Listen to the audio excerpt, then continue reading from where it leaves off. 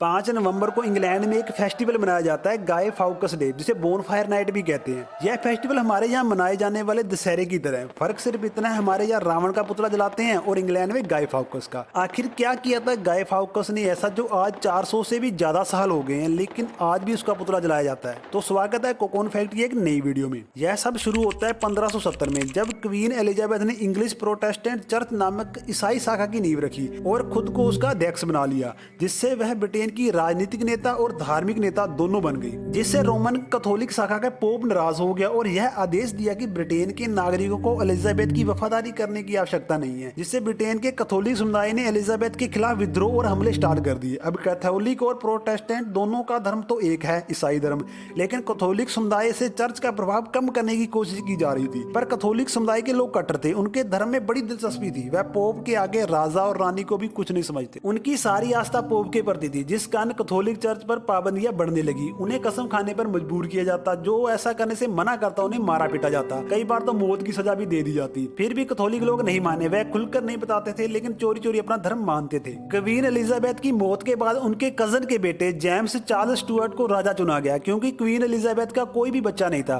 James Charles Mary Queen of Scots के बेटे थे। क्वीन मैरी को 1587 में मार दिया गया था। मैरी भी एक कैथोलिक थी। इसी कारण कैथोलिक समुदाय के लोग भी यही चाहते थे कि जेम्स चार्ल्स राजा बने। उनका सोचना था कि शायद जेम्स भी कैथोलिक बन जाएं और उनकी मदद करे। यह वो समय था जब कैथोलिक और प्रोटेस्टेंट के बीच खतरनाक टक्कर चल रही थी, एक दूसरे से आगे निकलने की और एक दूसरे को नीचे गिराने की। कैथोलिक लगातार ब्रिटेन और यूरोप के प्रोटेस्टेंट राजा और रानियों को मारने की कोशिश कर रहे थे। धर्म के नाम पर बहुत मारकाट मची हुई थी। शुरुआत में तो किंग जेम्स कैथोलिकों के लिए ठीक रहे, उनके लिए कुछ ज्यादा तो नहीं किया, लेकिन काफी हद तक उनके साथ अच्छा व्यवहार किया। उन्होंने कैथोलिकों से वादा किया कि अगर वह ठीक से रहेंगे तो उनके साथ कोई सख्ती नहीं की जाएगी। धीरे धीरे समय बीतता गया, उन्होंने राजा से जो उम्मीदें लगाई थी वो धीरे धीरे टूटती गई। कैथोलिक लोग राजा से बिल्कुल भी खुश नहीं थे। इसी नाराजगी ने एक खतरनाक मोड़ ले लिया। उन्होंने प्लान बनाया राजा और उसके परिवार को खत्म करने का। प्लान था 5 नवंबर 1605 को, जब इंग्लैंड की संसद का सत्र शुरू होगा, उसी दिन हाउस ऑफ लॉर्ड्स को उड़ा देंगे। जैसे हमारी संसद के दो हिस्से हैं, लोकसभा और राज्यसभा, वैसे ही ब्रिटिश संसद के दो धड़े हैं, एक हाउस ऑफ लॉर्ड्स और दूसरा हाउस ऑफ कॉमन्स। इसी हाउस ऑफ लॉर्ड्स को उड़ाने की प्लानिंग चल रही, लेकिन एक चिट्ठी ने सभी प्लानिंग को फेल कर दिया। 26 अक्टूबर 1605 के दिन एक अधिकारी के पास एक चिट्ठी आई, जिसने पूरी साजिश का भांडा फोड़ कर रख दिया। चुगली करने वाला कोई भेदी ही था। इसके बाद हाउस ऑफ लॉर्ड्स की तलाशी की गई। तलाशी में 36 गैलन गन पाउडर यानी बारूद मिला। इतना विस्फोटक जो पूरे हाउस ऑफ लॉर्ड को मिट्टी में मिला देता। इस गन पाउडर के साथ पकड़ा गया इनका विलन गाय फाउकस। इसे पकड़कर जेल में डाल दिया गया। बाकी के लोग भाग गए, उन्हें ढूंढना शुरू किया। इनमें से एक गोली लगने से मारा गया और बाकी सब पकड़े गए।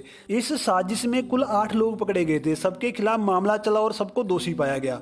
अब वक्त था सजा देने का। सुनवाई के दौरान साफ हो गया कि सजा बहुत भयानक होने वाली है। Attorney general sir Edward Coke ने सजा दिए जाने का तरीका बताया। सभी दोषियों को घोड़े की पीठ से रस्सी बांधकर मुंह के बल घसीटते हुए फांसी वाली जगह तक लाया जाएगा। इनके गुप्तांग काटकर जला दिए जाएंगे, फिर इनका दिल और अंतड़ियां निकाली जाएंगी। इसके बाद इनका सिर काटा जाएगा, शरीर के टुकड़े किए जाएंगे और इसकी एग्जीबिशन लगाई जाएगी, ताकि लोग देखें और जाने की ऐसी साजिश रचने वालों का अंजाम कितना भयंकर होता है। 30 जनवरी 1606 को पहले 4 दोषियों को सजा मिली। उन्हें लकड़ी के फट्टों पर बांधा गया, लंदन की गलियों से घसीटते हुए सेंट पॉल चर्च यार्ड लाया गया। उनके कपड़े उतराए गए, गुप्तांग काटा गया, अंतड़ियां निकाली गई, शरीर के 4 टुकड़े कर दिए गए। अगले दिन 31 जनवरी को बाकी 4 दोषियों को सजा दी गई। उनके साथ भी वही हशर किया गया। गाय फाउकस को उसी दिन सजा मिली। इसी घटना के कारण ब्रिटेन हर साल 5 नवंबर को साजिश की नाकामयाबी का जश्न मनाता है। इसकी शुरुआत 5 नवंबर 1605 को हुई, जिस दिन साजिश नाकाम हुई थी। जेम्स बच गए, इसकी खुशियां मनाई गई। पूरे इंग्लैंड में लोगों ने बोनफायर किया। उसी रात आग जलाकर जश्न मनाया। खाना पीना, नाचना, पटाखे चलाना, इसके बाद इसकी परंपरा बन गई। यह अब हर साल 5 नवंबर को दोहराया जाता है।